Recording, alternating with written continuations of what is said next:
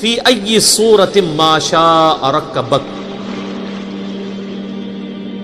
جس شکل میں چاہا تجھے ترکیب کر دے۔ یعنی اللہ تعالیٰ نے، آپ دیکھیں کہ ہر انسان کے چہرے کے اوپر 2 آنکھیں، 1 ناک، 2 ہونٹ، 2 کان، یہ سب کے یہی ہے نا، لیکن ایک بندے کی شکل دوسرے سے نہیں ملتی۔ میتھمیٹکس میں تو فارمولہ بولا جاتا ہے، پاسبلٹیز یہ ہیں کہ 2⁻n، یعنی اگر چہرے کے اوپر 5 چیزیں لگی ہیں نا تو 2⁻n، 2 multiplied by 2 multiplied by 2 multiplied by 2 multiplied by 2، یہ پاسبلٹیز بنتی ہیں۔ لیکن یہاں تو اربوں کی پاسبلٹیز اللہ نے بنا دی، ہر انسان دوسرے سے مختلف بنا، اور یہ تو آپ کو دیکھنے میں فرق نظر آ رہا ہے۔ یہ ٹوئنز جو دیکھنے میں بظاہر ایک نظر آتے ہیں، اگر آپ ان کی تھرمل پکچر ڈرا کریں نا، ان کے جسم کا جو تھرمل پکچر بھی بنتی ہے نا، آج کل ایئرپورٹس کے اوپر آپ کے یہ ریٹینا کی بھی امیج لیا جاتا ہے اور آپ کا ایک تھرمل امیج بھی بنتا ہے، 2 بالکل ایک جیسے ہم شکل لوگ ہیں نا، اگر آپ ان کا یعنی ہیٹ کا جو امیج ڈرا کریں گے بالکل دونوں سے مختلف۔ سر یہ ایک انگلی جو ہے، اس کا جو فنگر پرنٹ ہے، یہ دنیا میں دوسرے بندے کے ساتھ میچ نہیں کرتا، اتنی زبردست پرفیکشن۔ یہ سبحان اللہ کہنا ہے، دل چاہتا ہے اللہ اکبر کبیرا والحمدللہ کثیرا سبحان اللہ بکرۃ واصیلا۔ تو اللہ فرماتا ہے جیسی شکل اس نے چاہی تیرے لیے وہ بنا دی، کسی شخص نے اپنی شکل خود چوز نہیں کی ہوئی ہے، اسی لیے شکل کے اندر عیب بھی نہیں نکالنا چاہیے۔ بخاری مسلم میں حدیث ہے، نبی علیہ السلام نے چہرے پہ تھپڑ مارنے سے بھی منع کیا۔ یہ اللہ تعالیٰ کی کریشن کا کلائمیکس ہے۔ دیکھیں نا، سورت کو اللہ فرماتا ہے جیسے میں نے چاہا سورت بنائی۔ کلا بل تکذبون بالدین، یہ سچ ہے کہ تم جھٹلاتے ہو روزے جزا۔ وَإِنَّ عَلَيْكُمْ لَحَافِظِينَ، جبکہ ہم نے بے شک تمہارے اوپر محافظ مقرر کیا، یعنی قیامت کا دن قائم ہونا ہے، اور یہ جو کچھ تم دنیا میں کر رہے ہو یہ محافظین ہیں تم پہ، جو تمہارے ایک ایک عمل کا ریکارڈ کر رہے ہیں، اور وہ بھی صرف ہماری تسلی کے لیے، وہ ریکارڈ نہ بھی کریں، اللہ کا علم ہی کافی ہے۔ کرامن کاتبین، وہ لکھنے والے، یعنی اللہ تعالیٰ کی طرف سے معزز فرشتے مامور ہیں۔ یعلمون ما تفعلون، وہ جانتے ہیں جو کچھ تم کرتے ہو۔ انسان جو کچھ کرتا ہے وہ نوٹ کر لیتا ہے، نیکی ہے تب بھی نوٹ ہو رہی ہے، برائی ہے تب بھی نوٹ۔ قیامت والے دن نامہ اعمال لا کے انسان کے سامنے رکھا جائے گا، اور اللہ تعالیٰ فرمائے گا کہ آج اپنا نامہ اعمال پڑھ، آج تو اپنا حساب کرنے کو خود ہی کافی ہے۔ سورہ بنی اسرائیل۔ ان الابرار لفی نعیم، اب یہ سب کچھ نامہ اعمال تو لکھے جا رہے ہیں، لیکن اس کے بعد انجام کار کیا ہونے والا ہے قیامت والے دن؟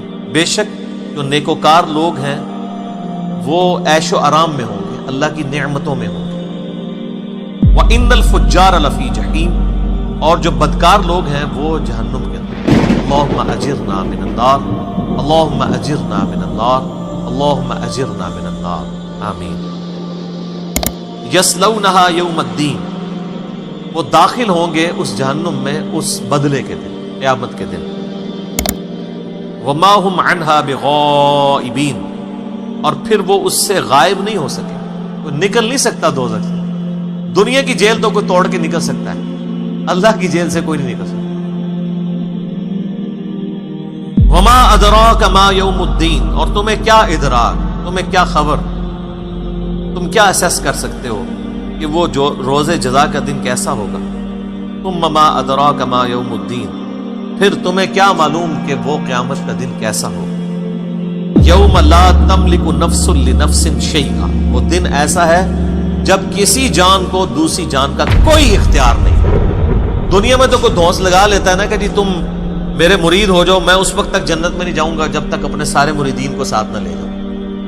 اللہ تعالیٰ ہمارے قیامت والے دن ایسا سخت دن ہے کہ کسی جان کو کوئی اختیار نہیں ہوگا دوسری جان کے لیے۔ حتیٰ کہ بخاری اور مسلم دونوں میں حدیث ہے کہ نبی علیہ السلام نے فرمایا، اے میری بیٹی فاطمہ، میرے مال سے جو کچھ لینا ہے مجھ سے لے لے، اگر اللہ نے قیامت والے دن تجھے پکڑ لیا تو میں تجھے چھڑوا نہیں سکتا۔ پھر آپ نے اپنی پھوپھی کو مخاطب کیا، اے میری پھوپھی صفیہ، میرے مال سے کچھ لینا لے لے، لیکن اگر اللہ نے تجھے پکڑ لیا تو میں تمہارے کچھ کام نہیں۔ پھر آپ علیہ السلام نے اپنے خاندان کو مخاطب کیا، اے بنو ہاشم، دنیا میں کوئی معاملہ میں تمہارے ساتھ کر سکتا ہوں، اگر قیامت والے دن اللہ تعالیٰ نے تمہیں پکڑ لیا تو میں تمہارے کچھ کام نہیں آؤں گا۔ اتنا یعنی سخت معاملہ ہے۔ ان چیزوں کے ہوتے ہوئے کوئی شخص اتنی جرت کر سکتا ہے کہ وہ کہے کہ قیامت دن دیکھا جائے گا انشاءاللہ، میں تمہارے گناہوں کا بوجھ اٹھا لوں گا، یا میں انشاءاللہ تمہاری سفارش کر دوں گا۔ ایک شفاعت ہے وہ بالاذن ہے نبی علیہ السلام کی، وہ بھی بالوجاہت نہیں ہے، بالاذن، دھونس کے ساتھ نہیں، اللہ جس کے لیے چاہے گا اس کے لیے آپ علیہ السلام کی سفارش قبول کرتے ہیں۔ تو اللہ تعالیٰ ہمارا ہے اس دن کسی جان کو دوسری جان کا کوئی اختیار نہیں، والامر یومئذ للہ، اور اس دن سارے کا سارا حکم اللہ ہی کا ہوگا۔ اچھا یہ بڑی کانٹے کی بات ہے، حکم تو ادھر بھی اللہ کا ہے، تو قیامت والے دن ہر حکم اللہ ہی کا ہونا تو کوئی نئی بات نہیں ہے، نئی بات ہے، اس لیے کہ قیامت والے دن دوسرے کسی کی مرضی نہیں چلے گی۔ اس دنیا میں اللہ کے علاوہ بھی اور لوگوں کی مرضیاں چل رہی ہیں، انسان اپنی مرضی کی زندگی گزار رہا ہے کیونکہ اللہ نے اختیار دیا، انا ہدیناہ السبیل اما شاکرا و اما کفورا، ہم نے ہدایت کا راستہ واضح کر دیا، چاہے تو شکر گزاری کی روش اختیار کرو، خواہ ناشکری کی۔ یعنی کبھی ایسا نہیں ہوگا کہ اذان کی آواز آئے اور آپ مسجد کی طرف چلیں تو شیطان آپ کو روک لے فزیکلی آ کے کہ میں تمہیں مسجد میں نہیں جانے دوں گا، ایسا نہیں ہوگا۔ اور نہ ایسا ہوگا کہ اذان کی آواز آئے اور آپ مسجد میں جانا نہ چاہیں، آٹومیٹکلی آپ کے قدم اٹھ کے مسجد تک آپ پہنچیں، ایسا نہیں ہوگا۔ ایسا ہوتا نا اگر پھر اللہ کا حکم چل رہا ہو۔ آپ دیکھیں کہ اللہ تعالیٰ نے اتنا با اختیار بنایا، آپ اپنے اعضاء کو اپنی مرضی سے حرکت دیتے ہیں۔ ٹھیک ہے کہ پوٹینشلی طاقت اس نے رکھی ہے، لیکن بار وہ کر رہے تو آپ خود ہو رہے ہیں، اپنی مرضی سے آپ کھانا کھا رہے ہوتے ہیں، اپنی مرضی سے ہاتھ برائی کی طرف بڑھاتے ہیں یا اچھائی کی طرف، ظاہر ہے اللہ کی طرف تو اسے منسوب نہیں کریں گے۔ اللہ نے تو پوٹینشیل اختیار آپ کو دیا ہے، اس کے بعد آپ کی مرضی ہے جو مرضی کریں۔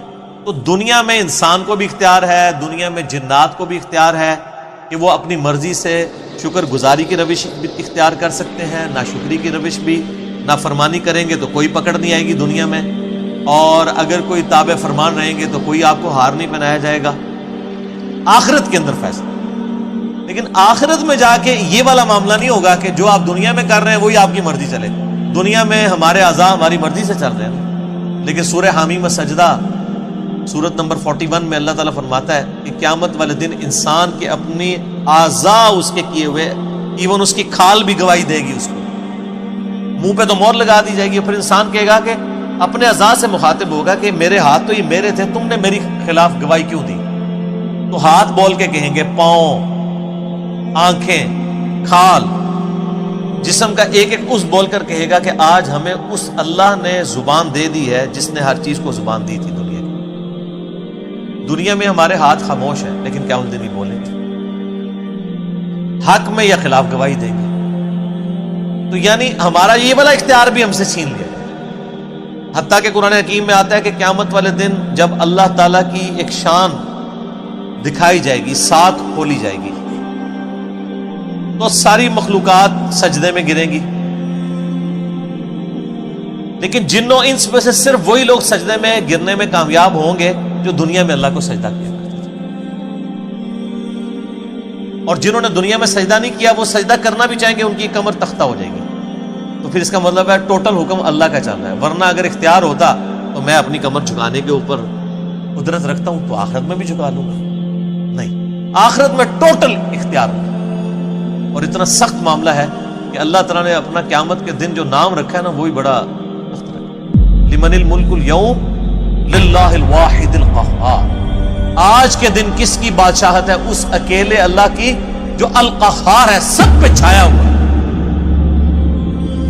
اللہ نے قیامت کے دن اپنا نام غفار نہیں رکھا ہوا، قہار رکھا۔